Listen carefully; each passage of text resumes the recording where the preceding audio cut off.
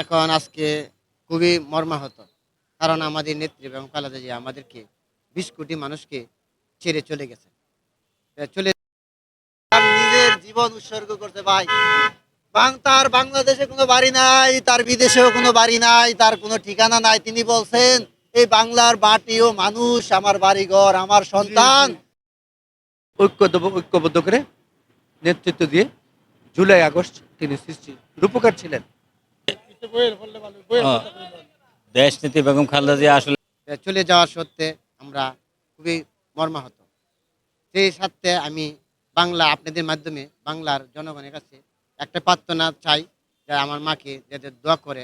এর মাঝে অনেকেই ভালো করতে যায়, অনেকের ভালো করতে যায় কোন মানুষের কারো কাছে যদি কষ্ট পেয়ে থাকে, সেই সত্যি আমার মা গণতন্ত্রের মার পক্ষ থেকে তাদের কাছে মাফ চায়, তাদের ক্ষমা করে দেয়। আল্লাহ যা তাকে ক্ষমা করে দেয়। আর আরেকটা জিনিস চাই আল্লাহর কাছে, আল্লাহই ভালো জানেন। কারণ আপনারা দেখছেন, আমি 23 তারিখ থেকে এনে অবস্থান করছি। আমার একটা অঙ্গ আমার মাকে, প্রধানমন্ত্রীর মাকে, আপুসেনাথের মাকে তিনবারের প্রধানমন্ত্রী যেই আমাদের দেশকে দিয়েই গেছেন, কিন্তু নিতে পারে নাই, বুক করতে পারে না। সে 83 সাল থেকে 80 সাল থেকে তার স্বামী হারা। সে একটি নারী সংসার নিয়ে থাকার কথা ছিল, কি সংসার ত্যাগ স্বীকার করে সন্তান দুটোকে দেশে ছেড়ে দিয়েছে। ঠিক আছে, সবকিছু ছেলে গণতন্ত্রে উদ্ধার করার জন্য সে এত ত্যাগ স্বীকার করছে, বলার ভাষা আমার নাই। আমাদের নেতাকে নিয়ে কত সমালোচনা করা হয়েছে। সে 17 বছর যাবৎ আসতে পারবে না, না আসার জন্য কত প্রোটোকল করা হয়েছে, চক্রান্ত করা হয়েছে। আল্লাহ ভালো পায়সালা বলে এই দেশকে রক্ষার জন্যই আমার নেতা তারেক রহমানকে খালেদা জিয়ার হাতে আসার সৌভাগ্য করছে। আর সেই আশা আমাদের তারেক রহমানের আদর্শ, জিয়াউর রহমানের আদর্শ, খালেদা জিয়ার আদর্শটি সন্তান। দেখেন আপনি জনগণকে কত ভালোবাসে, কত মহব্বত করে। সেই মহব্বতের খাতিরে কিন্তু মাকে হাসপাতালে রাখিয়া আমাদের জনগণের পাশে গিয়ে 300 ফিটে গিয়ে দাঁড়াইয়া সে আমাদেরকে বলছে, আমার মনটা কিন্তু হাসপাতালে, আমি কিন্তু আপনাদের সাথে আসছি। কেন? আমার মার এই দলকে ভালোবাসে, দেশকে ভালোবেসে যা দিয়েছে আপনাদের তো আমি ওখানে যেতে পারি নাই। সেই জন্যই সে আমাদেরকে সান্ত্বনা দিয়ে দেখে 16 মিনিট বক্তব্যের মধ্যে সে একটা কথা তার নোংরা এবং অন্য পার্টি, কোনো ব্যক্তির হিংসামূলক কোনো বক্তব্য দেয় নাই। তার একটা কথাই হযরত মুহাম্মদ সাল্লাল্লাহু আলাইহি সাল্লামের আদর্শিত রাজনীতি গঠন করবে, সেই আশায় আল্লাহর কাছে ফরিয়াদ জানায়, বাংলা জনগণকে সেটা জানায়। কিন্তু আপনাদের মধ্যে জানাই, আমার জননেতা তারেক রহমানের নিরাপত্তার অনেক ঘাটতি রয়ে গেছে। আমার মনে হয় অনেক ঘাটতি রয়েছে। আমি সেই সাথে জানাই আমাদের তারেক রহমানকে অ্যালার্ট থাকার জন্য।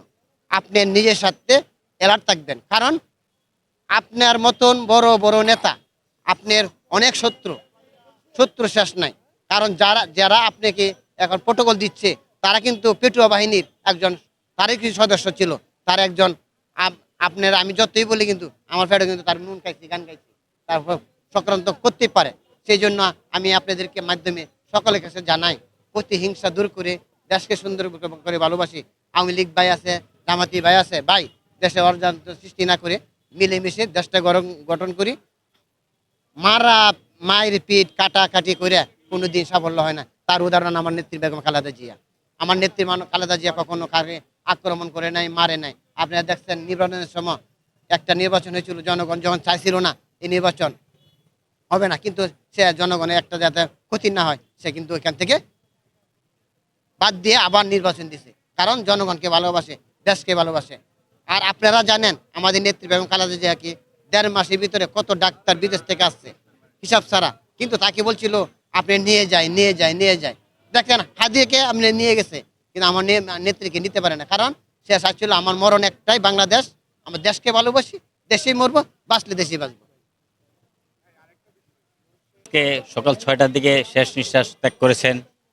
যখন আমি শুনতে পেরেছি, যখন আমি এই ঠিক আধা ঘন্টা ভিতরে আমার কাছে নিউজ এসেছে, আমি সবাইকে আমাদের নেত্রীর যে সিএসএফ ছিল ওদেরকে আমি ফোন করেছি, বলে যে হ্যাঁ আসলে সত্যি। তখন আসলে যখন শুনেছি আমার মনে হলো আসমানটা আমার উপর ভেঙে পড়েছে। সারা দুনিয়া আমার জন্য মানে শেষ হয়ে গেছে। আমার মনে আমার গার্জিয়ান, আমার যে ছায়া ছিল, আমার ছায়া উপর থেকে চলে গেছে। তারপর আবার অনেক আমাদের চিন্তা হয়েছে, ঠিক আছে ছায়া, এটা তো রীতিনীতি হয়ে আসছে যে আমাদের বাবা মারা গেছে, আমার মামার সবাই মারা যাবে, দুনিয়াতে আল্লাহ রাব্বুল আলামিন নিয়ে যাবে। কিন্তু তখন তো আবার চিন্তা করলাম যে আমাদের তার যোগ্য সন্তান দেশ নায়ক তারেক রহমান, আমরা তখন তার কথা চিন্তা করে একটু একটু সুন্দর একটু একটু সুস্থের দিকে আসলাম যে দেশ নায়ক তারেক রহমান আবার এসে আবার সে হাল ধরবে এবং তার নেতৃত্বে আমরা ইনশাল্লাহ সারা বাংলাদেশ সে জনগণ আমরা কাজ করব। তো সুতরাং দেখুন, আমরা সবসময় বলে থাকি, বিশেষ করে আমি বলে থাকি যে বাংলাদেশ বলতেই জিয়া রহমানের পরিবার। তার কারণ হচ্ছে এই মুক্তিযুদ্ধে জিয়া রহমান, গণতন্ত্র ব্যাহত হয়েছে পুনরুদ্ধারের জন্য খালেদা জিয়া। এই দীর্ঘ 17 বছর পতিত সরকারের যেই সরকার ছিলেন, সেই সরকার আমাদের তারেক রহমান সাহেবের কণ্ঠ যাতে বাংলাদেশের মানুষ শুনতে না পারেন, তার জন্য হাইকোর্ট, সুপ্রিম কোর্ট, দারোগা, পুলিশ সকল কিছু ব্যবহার করে তার কণ্ঠকে স্তব্ধ করে দেওয়া হয়েছে। সুতরাং সেটা তো বাধাগ্রস্ত করে তাকে দাবিয়ে রাখতে পারেন, সেইগুলো উপেক্ষা করে তিনি আজকে বাংলাদেশে। এবং দেখেন, পতিত সরকারের যে প্রধান ছিলেন, সে একটা দলের প্রধান ছিলেন, তার যে ল্যাঙ্গুয়েজ ছিল, যাদের টোন ছিল, তারেক রহমান সম্পর্কে দেখবেন সামাজিক যোগাযোগ মাধ্যমে এখনো আসে কিছু কথাবার্তা। আমার বাবা মা, আমার পিতামাতা সবকিছু বাংলার মাটি, আমি এই মাটি ছেড়ে কোথায় যাব? তিনি আমাদেরকে ছেড়ে যান নাই, আজকে তিনি আল্লাহর ডাকে সাড়া দিয়ে চলে গেছেন, অনেক নির্যাতনের শিকার হয়ে চলে গেছেন। ভাই, এই বোলার মানুষের জন্য অনেক কিছু করেছেন, আমরা এই ঋণ কখনো শোধ করতে পারবো না। আল্লাহ মায়ের ঋণ কখনো সন্তান শোধ করতে পারে না। কিভাবে বুঝাবো এই শোক আমরা সহ্য করব?